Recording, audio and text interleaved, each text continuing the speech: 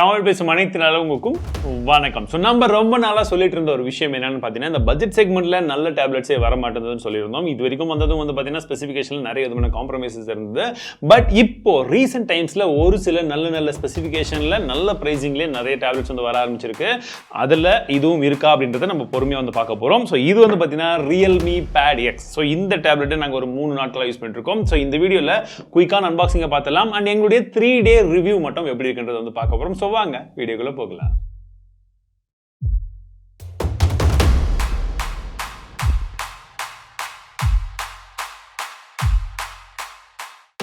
குயிக்கான unboxing அப்படின்னா box மேலே நமக்கு டேப்லெட்டுடைய ஷேப் மட்டும் தான் கம்ப்ளீட்டாக போட்டிருக்காங்க. ஒரு சைடில் நமக்கு Realme Pad Xன்றதை மென்ஷன் பண்ணியிருக்காங்க. ஓப்பன் பண்ண உடனே டேப்லெட் இருக்கு.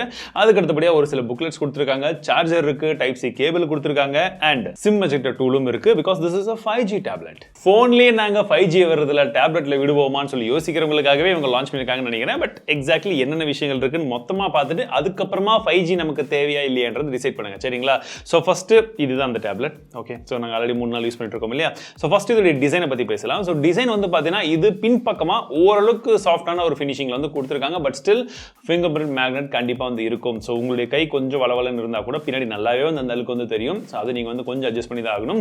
அண்ட் கொஞ்சம் ரொம்ப வழுக்கிற மாதிரி கிடையாது, பட் பாதிக்கு மேலே வழுக்கிற மாதிரி தான் ஒரு ஃபீல் கிடைக்குது. ஸோ முடிஞ்ச வரைக்கும் இவங்க இந்த கேஸ் எனக்கு கொடுத்துருந்தாங்க. ஸோ நீங்கள் வாங்குறதா இருந்தால் தனியாக ஒரு கேஸ் வாங்கி போட்டிங்கன்னா பெட்டராக இருக்கும். ஏன்னா பாக்ஸில் கேஸ் வர்றது கிடையாது.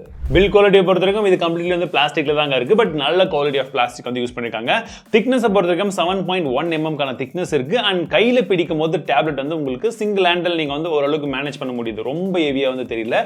வெயிட் டிஸ்ட்ரிபியூஷன் ஓரளவுக்கு நல்லா பண்ணிருக்காங்க. பட் இருந்தாலுமே வெயிட் அப்படின்னு பாத்தீங்கன்னா கிட்டத்தட்ட 1/2 கிலோ இருக்கு. எஸ், 500 கிராம் இருக்கு. கார்னர்லாம் ரொம்ப கர்வ் அந்த மாதிரிலாம் கிடையாதுங்க. அப்படியே பக்காவான ஒரு கட்டிங்கோட இருக்கும். ஸோ உங்களுக்கு பார்த்தீங்கன்னா ஸ்ட்ரைட்டாக தான் இருக்கும். ஸோ கையில் பிடிக்கும் போது உங்களுக்கு அந்த ஃபீல், ஒரு டேப்லெட்டை நம்ம பிடிச்சிருக்கோன்ற ஃபீல் கண்டிப்பாக இருக்கு. டிஸ்பிளேவை பொறுத்த வரைக்கும் இதில் 10.95 இன்ச்க்கான 2K ரெசல்யூஷனில் நமக்கு டிஸ்பிளே கொடுத்துருக்காங்க. ஸோ எங்களுக்கு இது என்ன டிஸ்பிளேன்னு சொல்லி ஃபர்ஸ்ட் சொல்ல கிடையாது.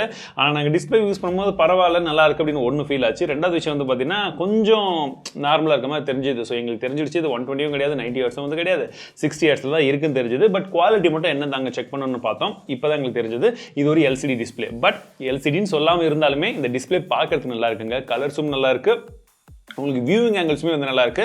அதற்கான ஒரு சில விஷயங்கள் நல்லா பண்ணியிருக்காங்க. ஸோ LCD டிஸ்பிளேவாகவே இருந்தாலுமே கொடுத்த LCDயில் நிறைய ஒர்க் பண்ணியிருக்காங்க.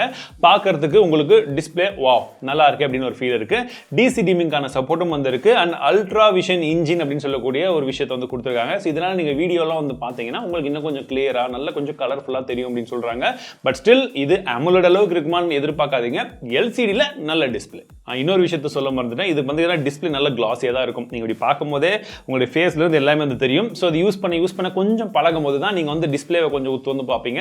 ஸோ இந்த ஒரு விஷயம் இதில் கொஞ்சம் இருக்கு, தெரிஞ்சுக்கோங்க. ஸ்பீக்கரை பற்றி சொல்லி ஆகணும். சூப்பரான ஒரு சவுண்ட் குவாலிட்டிங்க. குவாட் ஸ்பீக்கர் கொடுத்துருக்காங்க. ஆடியோ சும்மா பிரிச்சு மேயுது அப்படின்னு சொல்லலாம். ஆனால் எப்படி இதெல்லாம் பண்றாங்க தெரியல. ரீசெண்ட் டைம்ல இந்த நான் பார்த்த டேப்லெட்ஸ்ல இந்த குவாட் ஸ்பீக்கர் கொடுக்குற எல்லா டேப்லெட்லயுமே சவுண்ட் குவாலிட்டி சூப்பரா கொடுக்குறாங்க. ஸோ டேப்லெட் நீங்க படம் பார்க்கறதுக்கு வாங்குறீங்க, கேம் விளையாடுறதுக்கு வாங்குறீங்கன்னா சவுண்ட் குவாலிட்டியில் மட்டும் காம்ப்ரமைஸே கிடையாது, நல்லா இருக்கு. டால்பி அட்மாஸ்க்கான சப்போர்ட் கொடுத்துருக்காங்க. IRS சர்டிஃபிகேஷனும் இதில் இருக்கு. ஸோ சூப்பரா இருக்கு. பேட்டரி இதில் 8340 mAh பேட்டரி இருந்தது. அண்ட் 33 வாட்கான டார்க் சார்ஜிங் கொடுக்குறாங்க. ஸோ 8340 mAh பேட்டரியை நாங்கள் கம்ப்ளீட்லி டெஸ்ட் பண்ணுறதுக்கு எங்களுக்கு டைம் கிடைக்கல. பிகாஸ் நாங்கள் ரொட்டேஷனில் மாற்றி யூஸ் பண்ணும்போது ஒரு சில டைம் சார்ஜ் போட்டோம். ஸோ அதனால் எக்ஸாக்ட்லி தெரியல.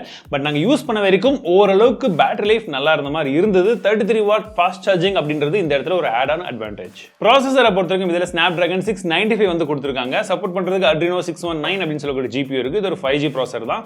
எத்தனை பேண்ட் சப்போர்ட் பண்ணுறது நான் இங்கே போட்டிருக்கேன். ஸோ ஜென்ரல் யூசேஜில் உங்களுக்கு எந்த ஒரு பிரச்சனையும் கிடையாது. டே டு டே யூசேஜில் சூப்பராக இருக்குது, நல்லா ஸ்னாப்பியாகவே கொடுத்துருக்காங்க. ஸோ ப்ராசஸரில் ஹீட்டிங் நாங்கள் யூஸ் பண்ண ஜென்ரல் யூசேஜில் சார்ஜிங்கில் கிடையாது. ஓகேங்களா? கேமிங் பர்ஃபார்மன்ஸை பொறுத்த வரைக்கும் ஜென்ரலி நாங்கள் விளையாடின சின்ன கேம்ஸ் எல்லாம் சூப்பர் ஹேண்டில் பண்ணுது. நீங்கள் ஒருவேளை பப்ஜியே வேணும் அப்படின்னாலுமே PUBG கேன் ஹேண்டில், ஓரளவுக்கு ஹேண்டில் பண்ணுது. பட் நீங்கள் ரொம்ப அதிகமாகவும் ரொம்ப பயங்கர எக்ஸ்பெக்டேஷன்லாம் விளையாடாதீங்க. ஜென்ரலி விளையாட முடியும், இவ்வளோதான். ஸோ ஓரளவுக்கு மாடரேட் கேமிங்க்கு ஓகே. அவுட் ஆஃப் த பாக்ஸில் நமக்கு Android 12 கொடுக்குறாங்க. Realme UI 3.0 இருக்கு. ஸோ இதில் வந்து பார்த்தீங்கன்னா நம்ம ஏற்கனவே ஓப்போல சொல்லியிருந்தோம் இல்லையா, அதே மாதிரி இதுலேயும் ஏகப்பட்ட ஆப்ஷன்ஸ் இருக்குது. கிட்டத்தட்ட அதே ஓஎஸ் தானே, கலர் ஓஎஸ் மேலே தானே பில்ட் பண்ணியிருக்காங்க. ஸோ அதில் இருக்கக்கூடிய எல்லா விதமான விஷயங்களும் இருக்குது. உங்களுக்கு மல்டி ஸ்க்ரீன் கொலாபரேஷன் கொடுத்துருக்காங்க, மிரர் ஸ்கின் கேஸ்டிங் இருக்குது, ட்ராக் அண்ட் ட்ராப் ட்ரான்ஸ்ஃபர் இருக்குது, டெக்ஸ்ட் கட்டிங் இருக்குது. ஸோ இந்த மாதிரி ஏகப்பட்ட ஆப்ஷன்ஸ் இருக்குது. சின்ன சின்ன ஷார்ட்கட்ஸ் ஒரு டேப்லெட்டில் நமக்கு தேவையான எல்லா விதமான விஷயங்களும் வந்து இருக்குது. என்ன ஒன்று என்னென்னா, கொஞ்சம் நீங்கள் அதிகமான மல்டி டாஸ்கிங் பண்ணும்போது சின்னதாக ஒரு அப்படியே கொஞ்சம் வந்து நின்று வர்ற மாதிரி இருக்குது. ஏன்னா அது அதிகமான யூசேஜ் பண்ணுறதுனால மேபி அதை வந்து பார்த்தீங்கன்னா நம்ம 60 ஹெர்ட்ஸுக்கு பதில் ஒரு 90யோ 120யோ கொடுத்துருந்தாங்கன்னா இன்னும் கொஞ்சம் ஒரு ஸ்மூத்தான ஒரு எக்ஸ்பீரியன்ஸ் வந்து கிடைச்சிருக்கும். இப்படி வர்றது போகிறது இது இன்னும் கொஞ்சம் ஃபாஸ்ட்டாக இருந்திருக்கும்.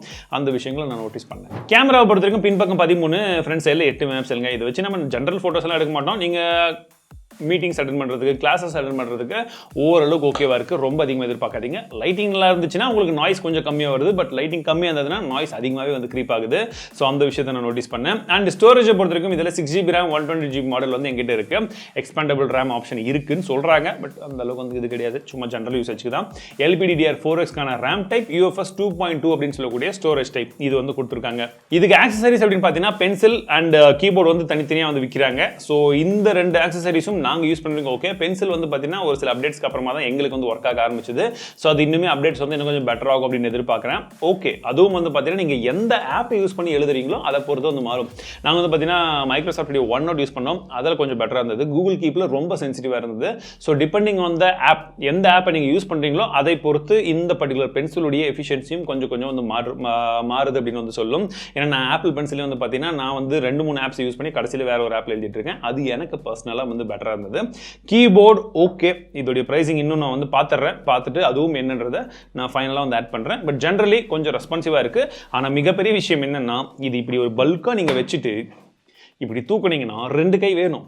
டேப்லெட்டை வேணால் ஒரு கையில் தூக்கலாம். ஆனால் மொத்தமாக சேர்த்துனீங்கன்னா நீங்கள் ஒரு கையிலலாம் தூக்க முடியாது. அவ்வளோ வெயிட்டாக இருக்குது. 1 கிலோக்கு மேலே வரும்னு நினைக்கிறேன். கம்பல்சரி 1 கிலோக்கு மேலே வரும். நான் வேணால் தனியாக ஒரு வெயிட்டை போட்டு உங்களுக்கு காமிக்கிறேன். ஸோ செம்ம ஹெவியாக இருக்குது. நான் ஆல்ரெடி வந்து கேலக்ஸி டேப் யூஸ் பண்ணியிருக்கேன், ஆப்பிள் ஐபேட் யூஸ் பண்ணியிருக்கேன் 2-3. ஸோ அதெல்லாம் நான் கீபோர்டோடு யூஸ் பண்ணாலுமே இது ஹெவி தாங்க. பாருங்கள், தூக்கின உடனே மூச்சு வாங்குது. அந்தளவுக்கு ஹெவியாக தான் இருக்குது. பென்சிலை பற்றி சொல்லணும்னா இது 16.5 கிராம்ஸ் இருக்குது. 240 ஹெர்ட்ஸ்க்கான டச் சாம்பிளிங் இதில் இருக்கிறதா வந்து சொல்கிறாங்க.